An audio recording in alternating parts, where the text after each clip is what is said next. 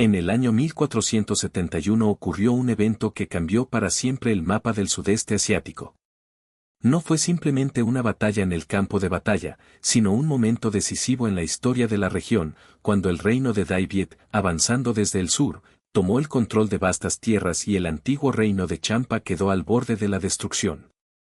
Durante siglos, estos dos estados coexistieron lado a lado, librando una lucha constante por territorio, poder y supervivencia. La parte norte de su frontera la ocupaba el Canadá de Dai Viet, un estado joven surgido en las fértiles bahías del delta del río Ro/Diagonal, formado por pueblos curtidos en guerras contra los imperios chinos, que durante siglos reclamaban sus tierras. En el sur se encontraba Champa, un antiguo reino marítimo influido por la cultura india, con templos construidos en estilo hindú y ricas rutas comerciales marítimas que traían prosperidad y fama. Sus fronteras nunca estuvieron claramente delimitadas, a veces atravesaban campos de arroz, otras veces atravesaban cadenas montañosas y, con frecuencia, seguían la línea de costas arenosas y ventosas, que hoy forman la zona central de Vietnam. Pero dondequiera que estuviera la frontera, siempre estaba teñida de sangre. En los siglos X y XI, la reina de Dai Viet avanzaba hacia el sur, expandiendo sus dominios en busca de un futuro próspero. En respuesta, Champa realizaba rápidas incursiones por caballería, quemaba aldeas y capturaba en esclavitud a miles de habitantes. Este ciclo interminable de enfrentamientos generó una rivalidad especial, sin igual en la región. A diferencia de las lejanas dinastías chinas, enemigo hostil, los gobernantes de Champa eran vecinos peligrosos e impredecibles, dispuestos a luchar en cualquier momento y sin menor astucia y crueldad. Para el siglo XIV, su enfrentamiento alcanzó niveles particularmente feroces. Los conflictos internos debilitaron a Champa y, en respuesta, recurrieron a la piratería, usando sus puertos como bases para incursiones en la costa de Vietnam. Sus barcos capturaban barcos de pesca, saqueaban aldeas y exigían tributo. Los registros vietnamitas relatan comunidades costeras enteras que desaparecían de una noche a otra, hombres brutalmente asesinados, mujeres y niños en cautiverio. Para el pueblo de Dai Viet, esto no era solo una lucha por el territorio, se trataba de su propia supervivencia. En 1474, el ejército de Vietnam entró en territorio de Champa y tomó la ciudad de Viet Ha, ubicada en el actual distrito de Vinh Dinh, en el centro del Vietnam moderno. Sin embargo, la victoria fue temporal. Los vietnamitas se retiraron, dejando tras de sí una sensación de incompletitud y una sed de venganza insatisfecha. Champa se restableció, y la frontera volvió a ser un campo de batalla. Para mediados del siglo XV, gobernaba el emperador Latanong, quien ascendió al trono de Dai Viet. Este monarca era no solo un erudito, reformador y buscador de cambios. Ante todo, se consideraba a sí mismo un gobernante con una visión clara del futuro. Veía en el reino del sur no como un vecino, sino como una amenaza potencial que debía ser borrada del mapa. Él comprendía que Dai Viet no podría obtener una seguridad duradera mientras Champa seguía viva y prosperando. Durante siglos, los vietnamitas lucharon por mantener sus tierras y ahora, bajo su gobierno, enfrentaban una nueva tarea, no solo proteger, sino ampliar sus fronteras. Se acercaba el 41 año del siglo XV. Un momento decisivo. El invierno del año 2471 fue especialmente severo en la bahía de Recl, tierra natal de Dai Viet. Los fríos vientos atravesaban las aldeas, helando el corazón de la tierra en fisuras. Pero en el corazón de la corte imperial en Tan Long, la ciudad que en el futuro sería conocida como Hanoi, el emperador Le Tan Tong se preparaba para la guerra. Ya había reformado su ejército, instaurando una disciplina estricta, rangos militares claros y leyes que castigaban la corrupción y la cobardía. Ahora debía poner a prueba ese mecanismo perfeccionado en el lugar más peligroso. Recibía informes de que Tratuan, rey de Champa, había enviado tropas saqueadoras al norte, que incendiaban pueblos fronterizos vietnamitas. Esta victoria le daba a Le Tan Tong una base sólida para sus acciones. Declaró con determinación que no toleraría más insultos de Dai Viet y que llegaba el momento de una rendición de cuentas definitiva.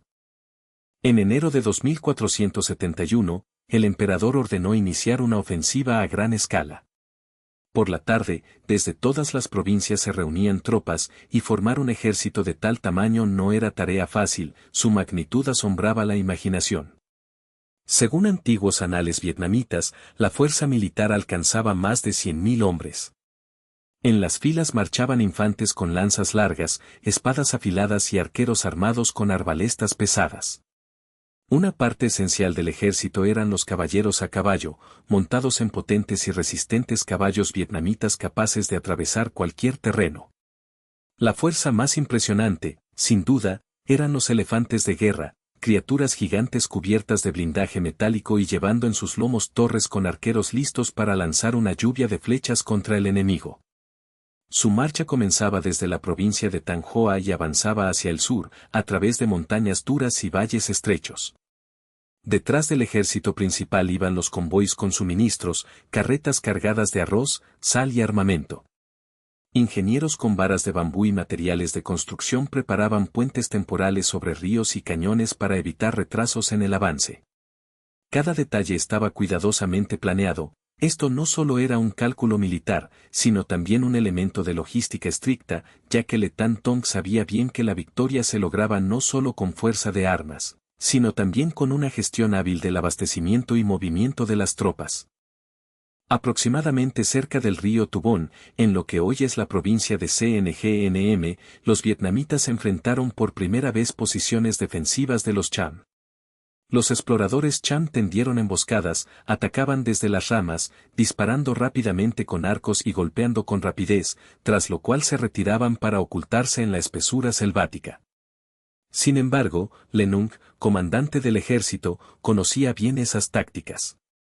La preparó previamente posiciones emboscadas y colocó la infantería ligera a lo largo de las trampas para interceptar y destruir a las fuerzas enemigas. Varios desembarcos Cham en emboscadas fueron completamente derrotados y exterminados. Los oficiales Cham capturados fueron sometidos a interrogatorios, gracias a los cuales el ejército conocía la ubicación de puntos clave del enemigo y sus planes defensivos. El emperador prohibió estrictamente mostrar crueldad hacia los civiles, pero si las aldeas estaban en el camino del avance, eran destruidas sin remordimientos, para privar al enemigo de recursos y frenar su progreso. Poco a poco, paso a paso, el ejército vietnamita intensificó la presión sobre el corazón del estado Cham. En febrero de 1471, las tropas cruzaron las fronteras del territorio principal de los Cham, y el pánico se apoderó de toda la región. Los granjeros locales abandonaban sus campos y se refugiaban, temiendo que los enemigos alcanzaran rápidamente sus hogares. Los destacamentos Cham se retiraron a posiciones defensivas y se escondieron en fortalezas para protegerse. Mientras tanto, la Tanong dividió sus fuerzas en 3 partes. Las tropas principales bajo su mando se dirigieron directamente a la capital, Vijaya. Mientras, el segundo ala del ejército avanzaba por la costa para bloquear posibles refuerzos marítimos del enemigo que traían ayuda a través de las rutas del Pacífico. La tercera ala cruzó las cordilleras, cerrando la entrada a la nación desde el oeste. Esta trisesión de planes mostraba una hábil combinación de estrategias diseñadas para suprimir completamente la resistencia Cham. En cada etapa de la ofensiva, la disciplina de los comandantes y soldados se cumplía estrictamente, los saqueos y pillajes estaban terminantemente prohibidos, y las líneas de suministro estaban fuertemente protegidas y controladas. Los exploradores informaban diariamente sobre los movimientos del enemigo, transformando la persecución en un maratón constante. El pueblo Cham, que anteriormente confiaba en la rapidez y las emboscadas, ahora sintió que era perseguido por fuerzas implacables, superiores en número y preparación. Los enemigos avanzaban con confianza y rapidez, tomando por sorpresa territorios siempre nuevos. Ya no era posible detenerlos, el ejército de Vietnam avanzaba con fuerza imparable, dejando tras de sí barreras destruidas y fortificaciones arrasadas. Pronto, día tras día, el corazón del Cham, la capital Vijaya, estaba cada vez más cerca. A principios de marzo de 1471, las tropas vietnamitas alcanzaron las murallas que rodeaban Vijaya. La ciudad surgió de las llanuras, sus muros fortificados, construidos de piedra y tierra, se elevaban hacia arriba, y sobre sus cimas se ubicaban torres de vigilancia que permitían observar toda la vecindad.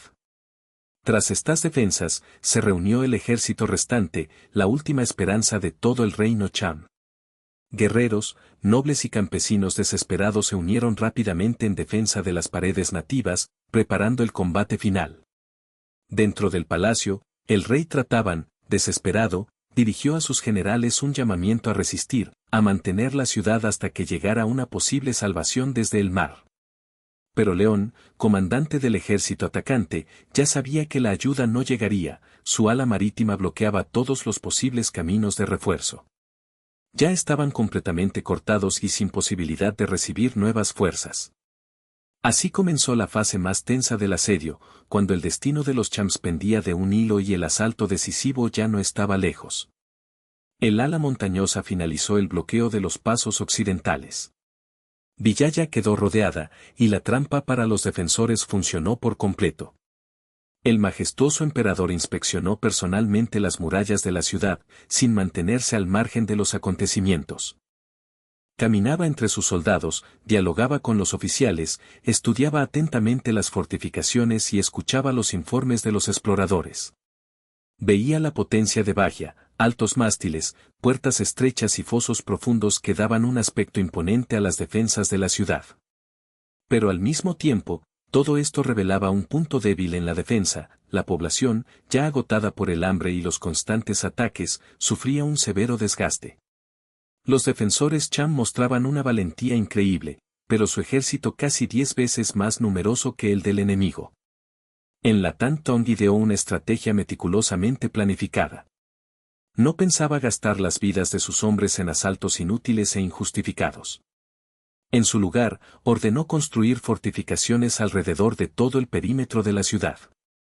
Las torres forestales, elevadas por encima de las paredes de los Cham, representaban una amenaza para los defensores, permitiendo a los arqueros vietnamitas disparar continuamente hacia la ciudad. Las máquinas de lanzamiento de piedra arrojaban rocas y proyectiles incendiados, destruyendo casas y asaltando depósitos para que no cayeran en mano del enemigo. Los ingenieros llenaban los fosos con tierra y troncos, preparando la superficie para la ofensiva final. Durante días, se oía en el aire el retumbar de tambores de guerra, transmitiendo órdenes militares y creando una atmósfera de tensión bélica. El ejército vietnamita intercambiaba posiciones continuamente, ampliando y fortaleciendo las líneas de asedio para agotar las fuerzas de los defensores. Los contraataques de los Cham eran en su mayoría feroces. Los jinetes, armados con sierpes torcidas, atacaban desde las puertas, realizando salidas desesperadas, mientras sus elefantes valientemente avanzaban hacia las filas enemigas, empujándolas de regreso a las murallas de la ciudad. Estos ataques a menudo lograban el éxito, y entonces las tropas enemigas se retiraban a toda prisa, obligadas a retroceder presionadas por las disciplinadas flecheras vietnamitas y los poderosos elefantes. Los Cham intentaban usar el fuego para destruir las torres de asedio, enviando carretas ardientes que rodaban directamente hacia las filas vietnamitas. Sin embargo, la Tan Tong preveía esta táctica: cubos de agua preparados y la excavación de fosos impedían que el fuego se propagara rápidamente. La mayoría de los incendios se apagaba pronto, y el fuego ya no dificultaba sus posiciones. Dentro de Villaya la situación se volvía cada vez más desesperada. Los suministros de comida se agotaban, y las calles estaban llenas de refugiados en busca de refugio. Los brotes de enfermedades en los barrios superpoblados se volvían habituales.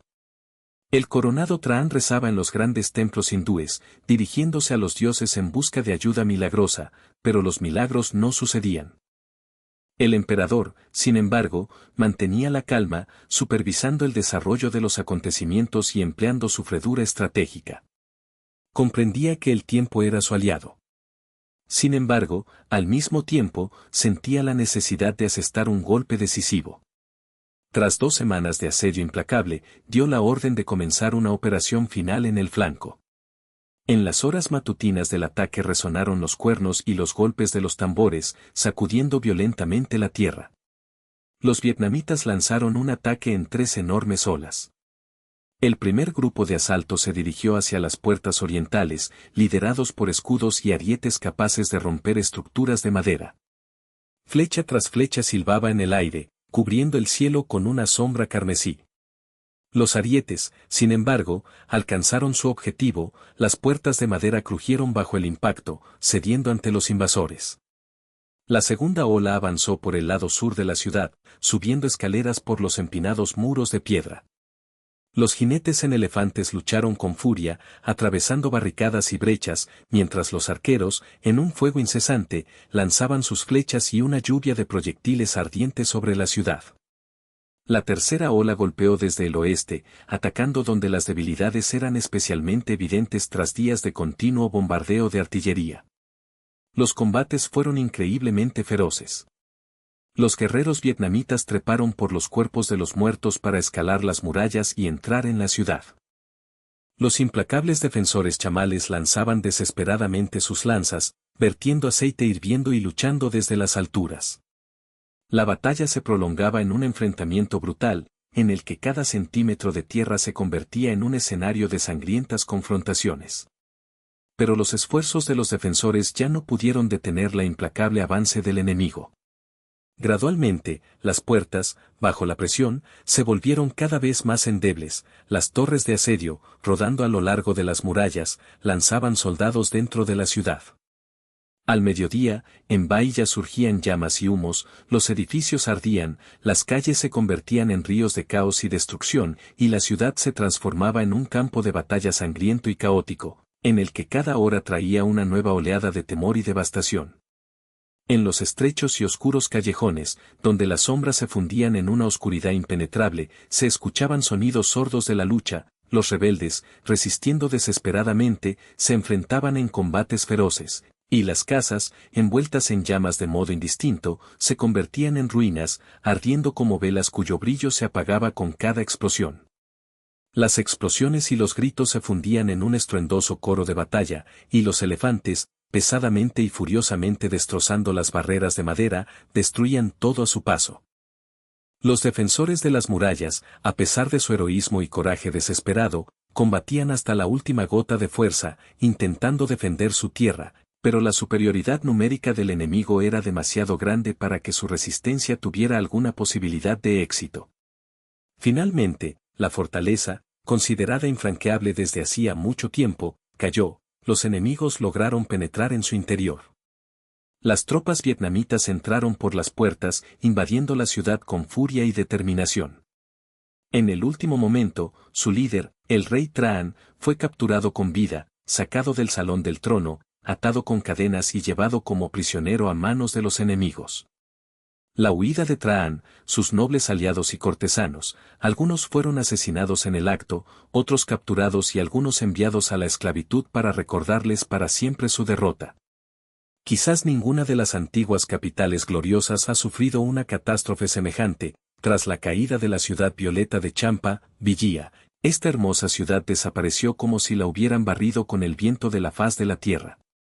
Los guerreros de Vietnam, codiciosos por la victoria, invadieron sus calles, ansiosos de venganza y de destruir los últimos focos de resistencia. En la matanza que siguió, miles de personas fueron asesinadas, según viejos registros, más de 60.000 chamales perdieron la vida en el asedio. Los 30.000 prisioneros, hombres, mujeres y niños, fueron capturados y conducidos como trofeos hacia el norte, en cautiverio. Esta era la terrible carga de la conquista. Estas cifras atroces superaron todos los límites de la razón y marcaron el fin de una era para la antigua y orgullosa nación de Champa. En el centro de toda esta calamidad está la trágica suerte del rey Traan, otrora soberano majestuoso de Champa, quien, con la esperanza de luchar y morir en combate, fue privado incluso de esa oportunidad. Él, como muchos otros nobles, aquellos que forjaron el destino de la nación, fue capturado y encadenado, convertido en prisionero, sin haber merecido misericordia. Algunos fueron ejecutados en el acto para servir de terrible advertencia a los demás, otros, enviados de regreso a Vietnam, donde debieron pasar el resto de sus días en humillación y sin poder, privados de la dignidad y el honor que antes les pertenecían. Al entrar en la ciudad caída, el comandante Latán Ton la inspeccionó no como un saqueador, sino como un vencedor en busca de orden y estabilidad. Caminaba por las calles de Villía con una fría determinación, esforzándose por no sucumbir a la locura a pesar del sangriento caos que se desataba. Tenía claro que, incluso con disciplina, no se podía detener completamente la escala de la batalla que azotaba la ciudad. Muchos distritos estaban reducidos a cenizas, antiguos santuarios y templos, testigos de poderosas culturas, se convirtieron en blancos de ira, destrucción y fuego. Los palacios de la capital, alguna vez símbolo de gloria y riqueza, quedaron destruidos en un caos magnífico, y sus tesoros fueron llevados al norte, como símbolos de victoria y del pensamiento de que el tiempo de los grandes reinos e imperios había pasado para siempre. Para el pueblo Cham, la caída de Villía no fue solo una derrota militar, fue una destrucción cultural, un borrado de su identidad única, su historia y su espíritu. En pocas semanas, su capital, corazón del estado, fue borrada literalmente del mapa, todo, desde las calles memorables hasta los templos, se convirtió en ruinas llenas de sangre y fuego. Los refugiados huían hacia las montañas y los bosques, algunos hacia el sur, escapando de la destrucción, otros se ocultaban en aldeas remotas, esperando escapar del exterminio completo. Sin embargo, las esperanzas de regresar y reconstruir una nueva era imperial desaparecían, pues no quedaban fuerzas para el restablecimiento. Lantontón proclamó con confianza y patriotismo la victoria, no solo como resultado de una campaña militar, sino también como un triunfo de la justicia. Afirmó que Vietnam finalmente había puesto fin a las invasiones constantes, la piratería y las ofensas provenientes de Champa. Este antiguo estado del sur, que una vez fue un poderoso rival, ahora desaparecía de la escena política y sus tierras pasaban bajo control vietnamita. Su población se dispersó y el trono quedó quebrado. El genocidio de Vijaya estremeció todo el sudeste asiático, los reinos y principados vecinos reaccionaron con temor y conmoción. Durante muchos siglos, Champa fue una pesadilla persistente para Vietnam y Camboya, obstaculizando su unión y fortalecimiento. Pero en un acto decisivo, en una era casi instantánea, este poderoso imperio antiguo fue destruido por completo y sus huellas desaparecieron de la faz de la tierra. El mapa de la región sufrió cambios drásticos. Tras disiparse el humo de la batalla sobre Vijaya y revelarse la verdad, el emperador Le Tan Tong pasó de ser un conquistador militar a cumplir funciones de gobernante pleno. Su victoria en la batalla destruyó el poder político y militar de Gia Pao, desmantelando su estructura establecida y debilitando definitivamente la resistencia del enemigo. Sin embargo, con esta victoria, pesó sobre él la tarea de moldear y transformar las tierras conquistadas en una estructura estable y duradera. Ordenó la reorganización del territorio para consolidar sus conquistas y garantizar el control sobre ellas. Cuando la antigua capital y sus alrededores quedaron dentro de las nuevas fronteras, fueron incorporados directamente al territorio de Viet. En los lugares de las antiguas posesiones de la Unión de Cham, se colocaron gobernadores leales al emperador y comenzaron a crear nuevos distritos administrativos. Donde antes reinaban los reyes Champa, ahora, en cumplimiento de la ley imperial, tomaron el poder los vietnamitas, funcionarios y administradores designados desde arriba, para garantizar el control y la implementación del nuevo orden. La Tontón comprendió perfectamente que el control no era solo un poder consolidado, sino también un medio para convertir la tierra conquistada en un estado estable. No dejó las tierras conquistadas vacías, por el contrario, tomó medidas dirigidas a poblar las nuevas áreas. Miles de familias vietnamitas fueron incentivadas, y en algunos casos incluso forzadas, a asentarse en el sur en las fértiles llanuras de Verdín y Can Nam. Estos colonos fundaron aldeas, cultivaron arrozales y construyeron templos dedicados a los antepasados de la cultura vietnamita para fortalecer sus tradiciones y su vínculo con la tierra natal. Poco a poco, día tras día, comenzaron a transformar el corazón de Cham. Su patrimonio cultural fue cubierto por capas de nuevas tradiciones de Viet, imperiales y populares, que fueron absorbiendo y transformando todo a su alrededor. A los pocos Champa que lograron conservar la vida y permanecer dentro de las nuevas fronteras, les aguardó un destino, la vida se convirtió en una lucha por la supervivencia bajo el dominio de un gobernante extranjero. Algunos Tai, la nueva institución, pagaron impuestos y vivieron en plena sumisión a la autoridad imperial, esperando mantener su vida y un pequeño fragmento de sus tierras nativas. Otros se vieron obligados a huir, desplazándose más al sur hacia las tierras costeras, que posteriormente recibieron los nombres de Nintón y Bintao. Precisamente en estas regiones costeras del sur, los Tai lograron conservar sus características culturales durante siglos. Sin embargo, ninguno de sus intentos de establecer un reino independiente fue exitoso. Al encargarse de cumplir su misión estratégica, Lantantong declaró que no se trataba simplemente de una conquista, sino de un destino, respaldado por una necesidad histórica. Al hablar de las antiguas fronteras, recordaba que durante muchas generaciones los vietnamitas estuvieron entre dos potencias poderosas, al norte, la imponente imperio chino, y al sur, el reino fuerte de Champa. La liberación de la amenaza de los vecinos del sur significaba para los Viet la expansión de sus horizontes, la frontera del país se extendió ya muy adentrado en la parte central de Vietnam. Este hito se convirtió en un punto de inflexión, el inicio de un gran movimiento hacia el sur conocido en la historia como Nam Tien, la expansión meridional de los vietnamitas.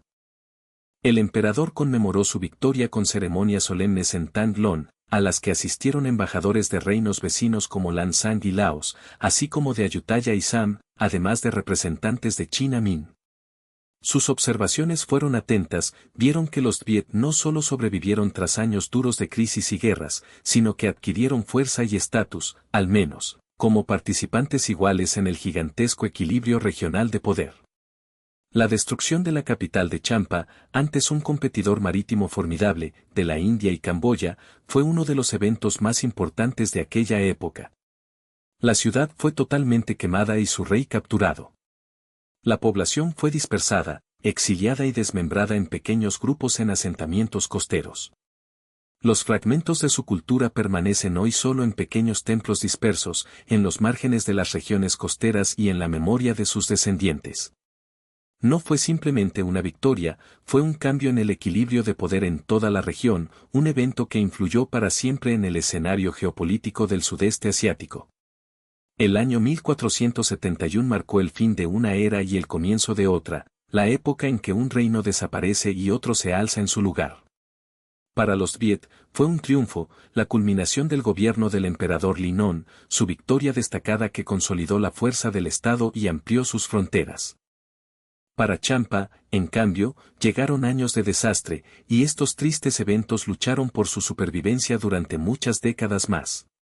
En los años siguientes, como en una cadena, la expansión hacia el sur avanzó sin detenerse. Las tierras de Vinh N y Cang Nm, ricas y fértiles, se convirtieron en el corazón de los asentamientos vietnamitas. Gradualmente, a lo largo del tiempo, las aldeas vietnamitas se extendieron a lo largo de un eje largo y sinuoso en el centro de Vietnam, ocupando nuevas tierras y desplazando a la población Cham hacia enclaves aislados en la parte sur de la costa. Los Champas que quedaron vivían como vestigios de un estado destruido y derrotado, intentando sobrevivir en un contexto de migraciones y cambios poblacionales. Se aferraban firmemente a su cultura, construyendo desde ladrillos torres majestuosas, preservando antiguas tradiciones hindúes y llenando sus canciones con melodías inspiradas en un hogar lejano y perdido. Incluso hoy en día, en las profundidades de las aldeas de Nueve Quan y Vinh Tuan, los descendientes de Champa recuerdan su historia, aunque sus recuerdos suelen referirse no a victorias gloriosas o a la libertad, sino a pérdidas y tristezas relacionadas con la desaparición del dominio y la independencia de su pueblo. Para los vietnamitas, especialmente después de los eventos del siglo XX, la fecha del 1471 se convirtió en un símbolo no solo de fuerza y resistencia, sino también de unidad, disciplina y determinación. LNG es recordado no solo como conquistador, sino también como un gobernante que introdujo nuevas leyes, orden y confianza en su país, fortaleciendo las bases judiciales y administrativas del Estado. Su triunfo fue una prueba de que Vietnam no solo podía defender su territorio frente a enemigos externos, sino también formar su propio destino guiándose por sus intereses. Los historiadores consideran la caída de Champa como uno de los momentos decisivos en la historia del sudeste asiático. Este antiguo pueblo marítimo, que alguna vez comerciaba activamente con la India, China e incluso con el lejano Arabia, fue completamente desplazado del mapa. En su lugar surgió un nuevo estado vietnamita, más poderoso y grande, que tendría un papel importante en el futuro de la región. Sin embargo, la victoria tuvo un precio elevado. Los campos de Vendena quedaron manchados de sangre, decenas de miles de personas cayeron en combate. La civilización que alguna vez floreció en esas tierras fue destruida y arrasada. Incluso en momentos de celebración y júbilo por la victoria, en la conciencia del pueblo aún permanecían los fantasmas de Vyadhi, las ruinas de templos dejadas tras la destrucción, los refugiados dispersos por la tierra y la memoria de aquellos que, orgullosos, se mantuvieron firmes pero fueron vencidos. Pasaron los siglos, y la historia de 1471 continúa resonando en la cultura y en la memoria popular. Para los vietnamitas, es un momento en el que el país giró hacia el sur y desde entonces nunca miró atrás. Para Champa, esta victoria se convirtió en una tragedia, un símbolo de pérdida y destrucción. Y para el mundo entero, este ejemplo sigue siendo una lección de cómo los reinos poderosos surgen, prosperan y desaparecen, pero la memoria de ellos y de los eventos permanece para siempre, recordándonos la fragilidad y la imprevisibilidad del destino humano.